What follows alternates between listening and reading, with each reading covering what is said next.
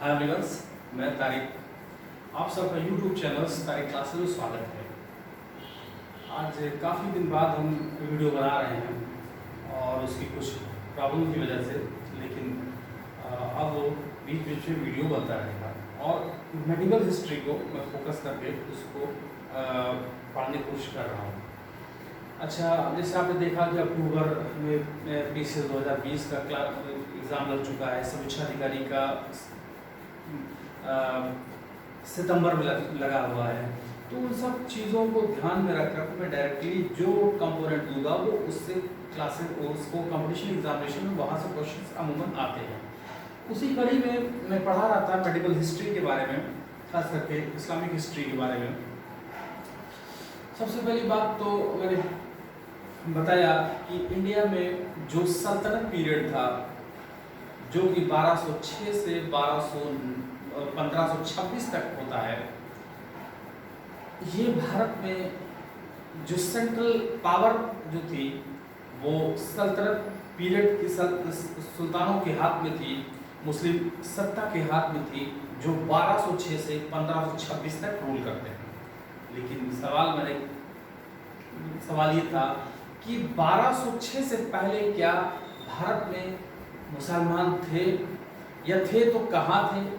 उस कड़ी में मैंने बताया कि 1206 से पहले यानी सल्तनत पीरियड के पहले, यानी सेंट्रल पावर जो सल्तनत पीरियड दिल्ली में थी, उससे पहले भारत पे दो शाखाओं ने आक्रमण किया, एक अरब शाखा, एक तुर्क शाखा। अरब शाखा के बारे में बताया, तुर्क की दो शाखाओं के बारे में बताया, गजनवाइट शाखा और गौरी शाखा। फिर उसके बाद हमने बताया कि जो सल्तनत पीरियड इस्टेब्लिश हो जाता है, यानी सेंट्रल अथॉरिटी जो है वो मुसलमानों के हाथ में आ जाती है, और सल्तनत पीरियड में 5 डायनेस्टीज मैंने बताया।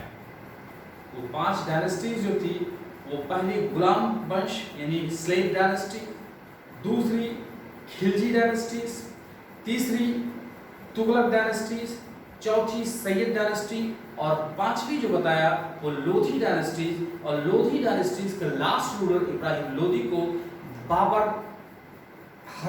ने हरा करके भारत में मुगल सत्ता की स्थापना की। ये बात पूरी हमने बता दी है अब तक, जो पिछले क्लासेस हुए थे। अब देखिए, स्लेव डायनेस्टीज में मैंने बताया कि जो पहली डायनेस्टीज थी उसमें 10 राजाओं ने, 10 सुल्तानों ने हुकूमत की, और उसी कड़ी में जो सुल्तान का कंट्रीब्यूशन एक बहुत इंपॉर्टेंट कंट्रीब्यूशन रहा, गुलाम वंश के जो 10 सुल्तान थे, उस सुल्तानों में जिसका कंट्रीब्यूशन एक सिग्निफिकेंस था, जिसको कंपटीशन एग्जामिनेशन बार बार पूछा जाता है, उन्हीं के बारे में हमने जिक्र किया। हमने कुतुबुद्दीन ऐबक को बताया, इल्तुतमिश को बताया, उसके बाद नसरुद्दीन महमूद को बताया। इस तरह के होने के बाद अब हम पहुंचे हैं बलबन का, जहां से क्वेश्चन देखिए हर एग्जामिनेशंस में, चाहे वनडे हो, चाहे सिविल सर्विसेज हो, चाहे स्टेट सर्विसेज हो, यहां से क्वेश्चन आता है। देखिए, मैंने जो सल्तनत डायनेस्टी थी, सल्तनत पीरियड था, उससे 5 डायनेस्टीज में पहली डायनेस्टी गुलाम वंश की डायनेस्टी। उस गुलाम वंश में 10 राजा हुए, सुल्तान हुए। उसी कड़ी में जो हम कहां से कहां तक पहुंचे, कुतुबुद्दीन से लेकर के नसरुद्दीन महमूद तक पहुंच गए। नसरुद्दीन महमूद के बाद हम पढ़ने जा रहे हैं बलबन का। गयासुद्दीन मोहम्मद बलबन का नाम था इनका, जिनका पीरियड 1265 से और 1287 एडी तक होता है, यानी 1265 से 1287 एडी तक होता है। और इनके बारे में देखिए, बलबन का ओरिजिनल जो नाम था वो बहाउद्दीन था, बहाउद्दीन, और ये इलबारी तुर्क थे। ठीक है, दूसरी बात इनके बारे में ध्यान देने की जरूरत है कि बलबन मंगोलों का गुलाम था, और मंगोलों ने इसको बेच दिया था, और बेचने के बाद ये गुलाम वंश से जुड़ जाते हैं। ठीक है, गुलाम वंश जुड़ जाते हैं, और इनकी रूल के बारे में कहा जाता है कि दो इनकी रूल्स, इनकी जो रूलिंग पॉलिसी थी दो थी। वो एक थी ब्लड एंड आयरन पॉलिसी थी और न्याय शक्ति की प्रतिष्ठा स्थापित करने पर विश्वास रखते थे। यानी दो चीज बहुत इंपॉर्टेंट थी, ब्लड एंड आयरन पॉलिसी, लोह और रक्त की नीति। पूछा जाता है किस सुल्तान ने शुरू की थी, तो लोह और रक्त की जो पॉलिसी थी वो बलबन ने शुरू की। क्वेश्चन खूब पूछा जाता है। न्याय शक्ति प्रतिष्ठा पर बल देते थे, यानी जस्टिस को एस्टैब्लिश करने पर बहुत ध्यान देते थे और शक्ति का भी बहुत ज्यादा इनका रोल था, यानी जो भी इनके खिलाफ बोलता उसको तुरंत ही मरवा देते थे, मतलब बहुत ही शक्ति को यूटिलाइज करते थे। देखिए नसरुद्दीन महमूद जो थे, इनके पहले बलबन से पहले नसरुद्दीन महमूद थे, उन्होंने बलबन को उलूग खान की पदवी दी थी। उलूग खान पूछा गया है। दूसरी बात है, बलबन सुल्तान बनने के बाद इन्होंने ज़िल्लाह की पदवी धारण की, assumed the title ज़िल्लाह। उन्होंने कहा कि वो अल्लाह का साया है। इनका कहने का मतलब ये था कि इस पूरे ब्रह्मांड में एक सुपरनेचुरल पावर है जिसको अल्लाह, उन्होंने कहा अल्लाह है, और अल्लाह का के बाद सबसे बड़ी जो पावर होती है वो पैगंबर होते हैं, यानी जो जिसको एंजल्स बोलते हैं, पैगंबर बोले। और पैगंबर से नीचे जो सबसे बड़ी पोस्ट होती है वो सुल्तान की पदवी होती है। उन्होंने कहा कि बलबन का कहने का मतलब था कि इस पृथ्वी के ऊपर जो सुल्तान होता है वो खुदा का रिप्रेजेंटेटिव होता है, यानी अल्लाह का रिप्रेजेंटेटिव होता है, और इस तरह से वो अल्लाह का साया है। और इसका मतलब हुआ कि अगर सुल्तान के खिलाफ कोई भी बगावत करता है या सुल्तान की पॉलिसी के खिलाफ कोई जाता है, तो इसका मतलब हुआ कि वो सुल्तान के खिलाफ नहीं जा रहा है, बल्कि वो अल्लाह के यानी सुपर नेचुरल पावर के खिलाफ जा रहा है। और जो सुपर नेचुरल पावर के खिलाफ जाता है उसको इस दुनिया में जीने का कोई हक नहीं है। तो सबसे पहले क्वेश्चन पूछा गया है कि who was the first sultan who assumed the title of Zilullah, यानी इमेज ऑफ गॉड। तो बलबन ने ज़िल्लाह का टाइटल अज्यूम किया था, यानी उन्होंने कहा कि मैं अल्लाह का साया हूँ, यानी मैं खुदा का रिप्रेजेंटेटिव हूँ, मैं खुदा का दूत हूँ। दूसरी बात देखिए, एंड डिस्क्राइब द किंग नियामत खुदाई, यानी उन्होंने कहा कि जो किंग है वो खुदा का नियामत है, यानी नियामत खुदाई का मतलब वो बहुत ही अच्छे, बहुत ही उसका अच्छा मानने वाला है, यानी खुदा उसको बहुत ज़्यादा मानता है, इस नियामत है, सबसे नेमत चीज़ है उसकी। देखिए ओनली रिवॉर्ड्स बलबन। अच्छा, दूसरी सबसे इम्पोर्टेंट पॉइंट थी, आपने देखा कि इल्तुतमिश ने एक तुर्कानी चहलगानी सिस्टम किया था, यानी 40 दल इस्टेब्लिश किया था। इस्टेब्लिश किसने किया? इल्तुतमिश ने। उसी समय से बलबन 40 दल से जुड़ गया था इल्तुतमिश के जमाने से, और इस तरह से वो 40 दल की शक्ति के बारे में जानता था कि ये 40 दल बहुत शक्तिशाली हैं, जब चाहेंगे सुल्तान को हटा देंगे, इसलिए उसको खतरा था। तो जैसे ही बलबन सुल्तान बनता है, उसने तुर्कानी चहलगानी को खत्म कर दिया और बहुत ही क्रूर तरीके से उसको खत्म किया।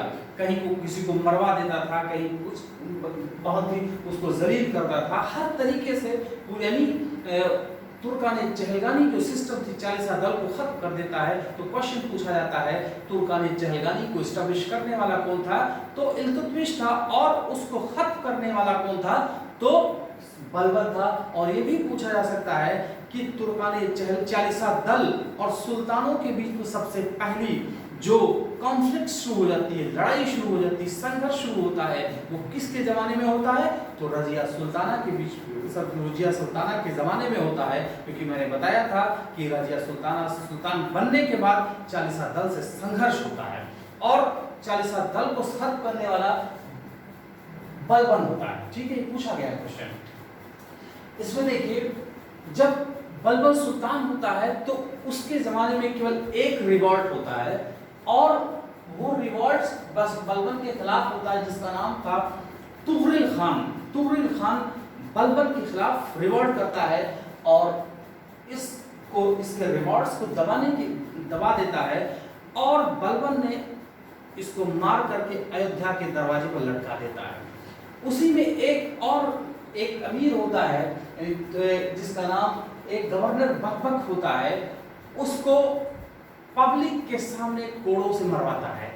इसका मतलब ये हुआ कि ये पूरी तरह से तुर्कान चहलगामी के जो अमीर थे उनको क्रश करता है, पूरी तरह से उनको खत्म करता है और क्रूर तरीके से करता है। ठीक है, अब देखिए दूसरी बात, जो बलबन से पहले जो सैन्य अधिकारी थे उनको जो जमीनें दी गई थी, उन जमीनों को किस बुनियाद पर दी गई थी उसकी जांच करवाता है बलबन, और देखता है कि अगर जिस अधिकारी को जमीन दी गई है अगर योग्य है, यानी उनके अंदर कैलिबर्स है, तो ठीक है दिया जाए, लेकिन जिसको देखता था वो अयोग्य है, उसकी एलिजिबिलिटी नहीं है, उस जमीन के लायक वो नहीं है, तो उनको तुरंत क्या करता था, पेंशन दे करके उनको हटा देता था। हटा दिया इसने जो है। अब देखिए, बलबन के ऊपर ईरानी प्रथा का बहुत ही ज्यादा इन्फ्लुएंस था, यानी जो ईरानी कस्टम्स थे, उनके रिचुअल्स थे, उस पर बहुत ज्यादा बलबन उससे इन्फ्लुएंस था। और इसका एक एग्जाम्पल ये है कि बलबन ने दरबार में दो प्रथा चलाया, एक सिजदा और पैगोस। सिजदा में क्या होता था कि जो बादशाह होता था, सुल्तान को लोग देख करके झुक करके उसको सल्यूट करते थे। पैगोस में क्या था, सुल्तान के पैरों को चूमना होता था। तो तुरंत इन्होंने क्या किया, बलबन ने सिजदा और पैगोस प्रथा को शुरू किया। और तीसरी बात है कि एक नौरोज फेस्टिवल होता है, नौरोज फेस्टिवल जो कि ईरान का था, इन्होंने भारत में नौरोज फेस्टिवल को शुरू किया। तो अच्छा, इसका क्या कारण है कि ईरान के जो कस्टम्स थे, रिचुअल्स थे, बलबन के ऊपर बहुत ज्यादा इन्फ्लुएंस था। वो क्यों यहाँ पर सारी ईरान की प्रथा और कस्टम को एस्टैब्लिश करना चाहते हैं, इसके बारे में फिरदौसी एक हिस्टोरियन था जिसने लिखा है शाहनामा। पूछा गया कई बार कि शाहनामा के लेखक कौन है, फिरदौसी। तो फिरदौसी एक हिस्टोरियन था जिसने शाहनामा लिखा। उस शाहनामा में लिखता है कि बलबन अपने आप को ईरान की एक डायनेस्टी थी जिसका नाम था अब्रासियाबी डायनेस्टी, यानी ईरान में एक डायनेस्टी थी जिसका नाम था अब्रासियाबी डायनेस्टी। बलबन अपने आप को उस अब्रासियाबी डायनेस्टी से जोड़ता है, यानी कहता है कि उसकी जो नस्लें हैं, उनकी जो जड़ें हैं, वो अब्रासियाबी डायनेस्टी से जुड़ी हुई हैं। इसीलिए वो ईरानी प्रथा और उसके कस्टम से बहुत इन्फ्लुएंस था और सारी चीज को यहाँ पर लागू किया। जैसे मैंने बताया कि सिजदा है, पैगोस है, नौरोज फेस्टिवल है। अच्छा, अगली पॉइंट देखिए,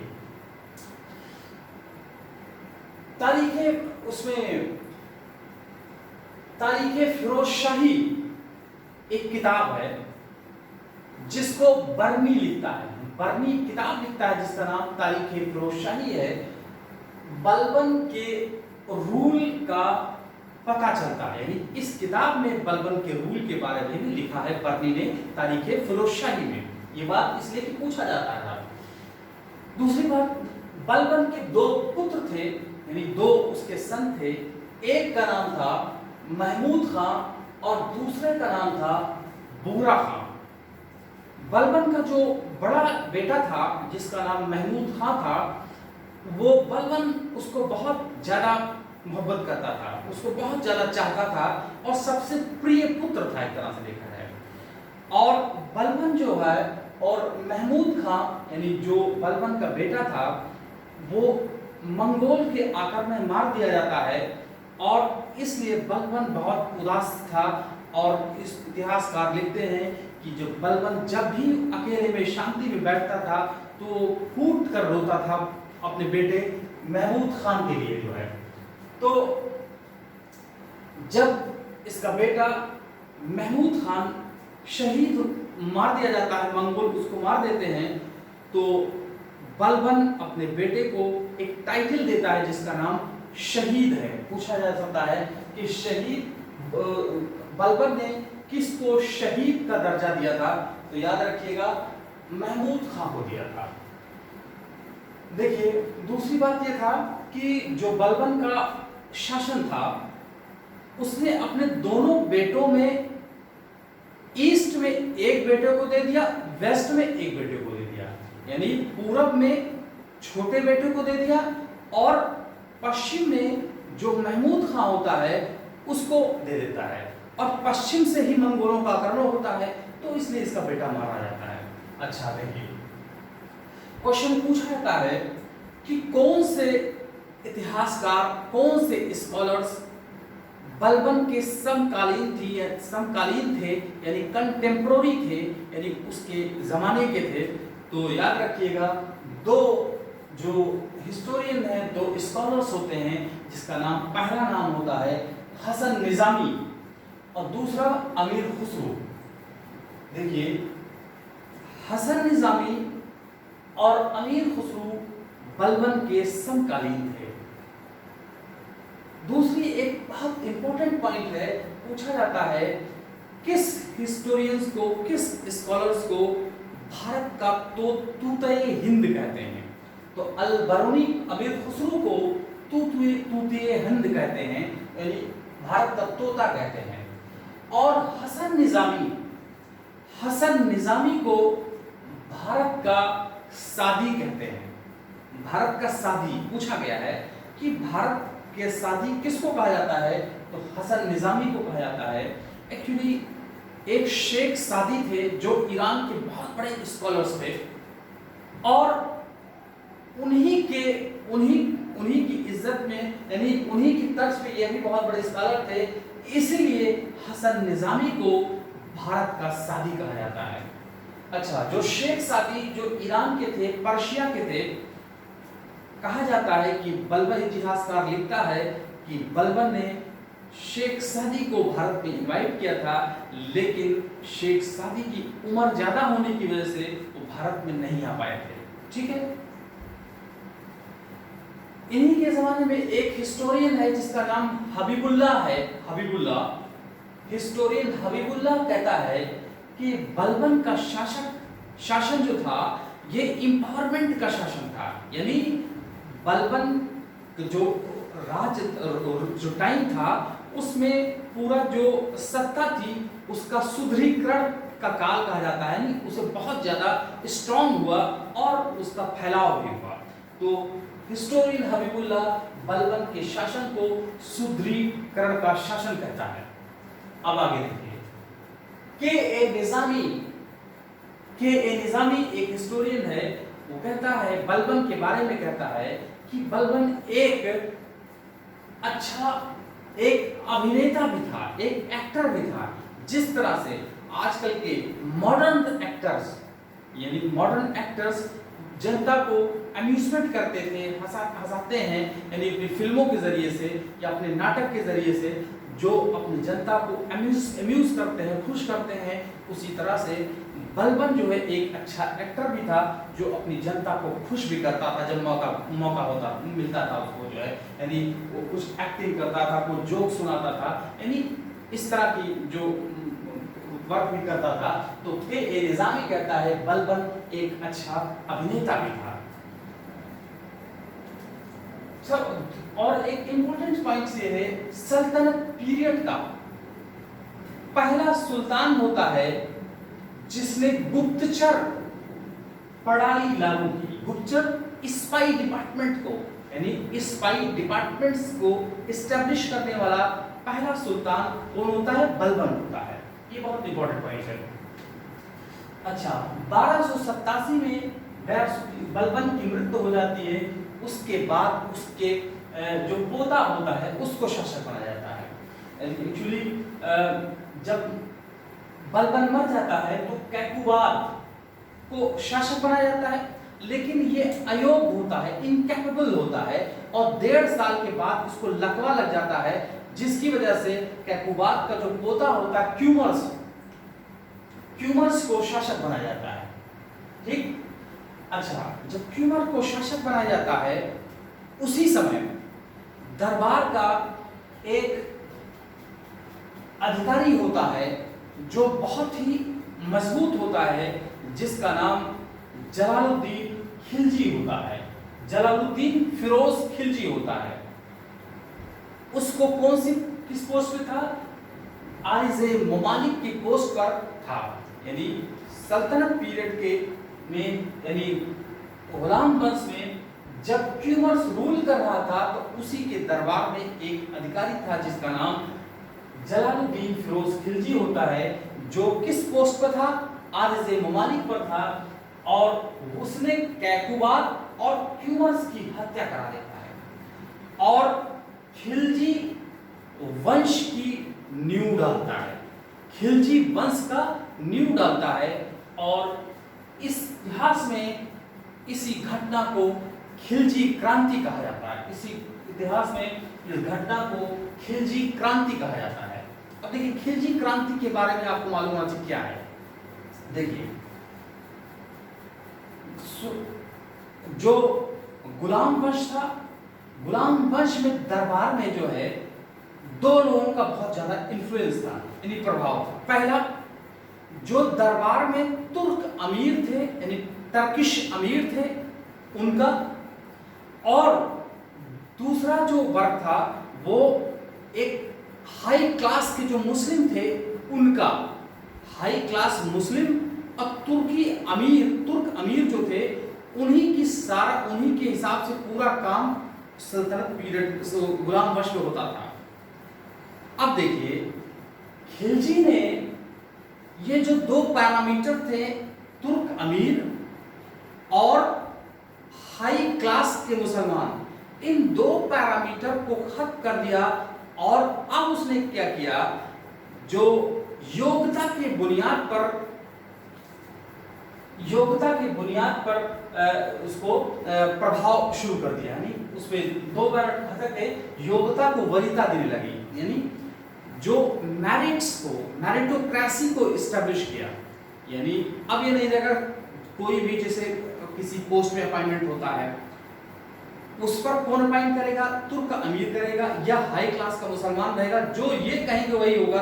अब ऐसा नहीं है, अब होगा केवल मेरिट के बुनियाद पर होगा।